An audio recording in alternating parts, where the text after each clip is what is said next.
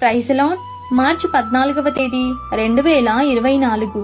ఈ రోజు దేవుని వాగ్దానం. నా ఉపదేశము వానవలే కురియును, నా వాక్యము మంచువలెను, లేత గడ్డి మీద పడు చినుకుల వలెను, పచ్చిక మీద కురియు వర్షము వలెను ఉండును. ద్వితీయోపదేశ కాండము 32వ అధ్యాయం 2వ వచనం. యెహోవాయే మనలను స్వస్థపరచును, ఆయనే మనలను బాగు చేయును. దినములైన తరువాత ఆయన మనలను బ్రతికించును. యెహోవాను గూర్చిన జ్ఞానము సంపాదించుకొనుడి. వర్షము వలె ఆయన మన యొద్దకు వచ్చును. భూమిని తడుపునట్టి తొలకరి వర్షము కడవరి వర్షము వలె ఆయన వచ్చును.